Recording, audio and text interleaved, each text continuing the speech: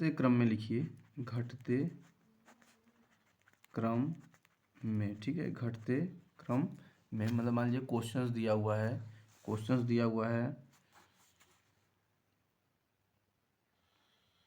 220, 75, 80, 60, 10, 90, इसको हम लोग घटते क्रम में लिखेंगे। किस में लिखेंगे? घटते क्रम में लिखेंगे। घटते क्रम में लिखेंगे तो सबसे पहले बड़ा 80 हो जाएगा। सबसे बड़ा क्या है?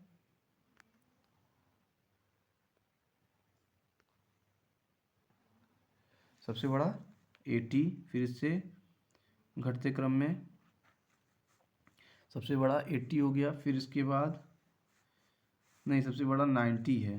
सबसे बड़ा 90, फिर 80, फिर 75, फिर 60, फिर 10 नहीं, फिर 20, फिर सबसे छोटा 10। तो इस तरह से हम लोग घटते क्रम में हम लोग इसको लिखेंगे, ठीक है। ऐसे ही अगर दूसरा क्वेश्चन देख लीजिए, ए हो गया, बी 30, 25, 60, 75, 80, 50। और इसको हम लोग घटते क्रम में लिखेंगे। किस में लिखेंगे? घटते क्रम में। घटते क्रम में लिखिए, घटते क्रम में लिखिए।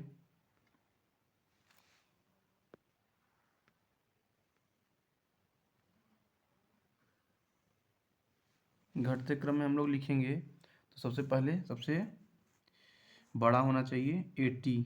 सबसे बड़ा कौन है? 80।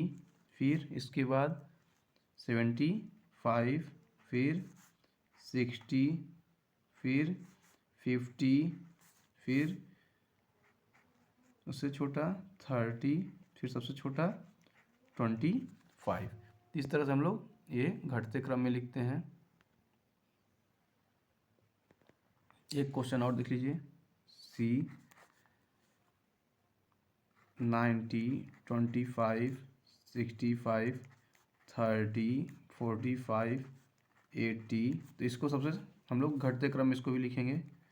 घटते क्रम में, घटते क्रम में हम लोग सबसे पहले इसको लिखेंगे घटते क्रम में।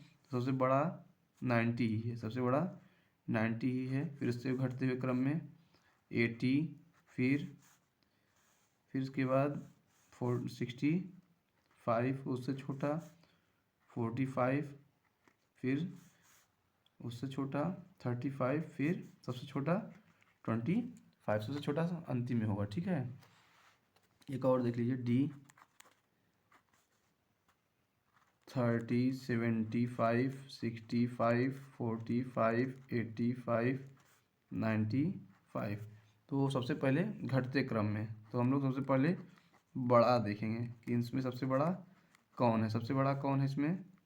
95 है। सबसे बड़ा कौन है? 95।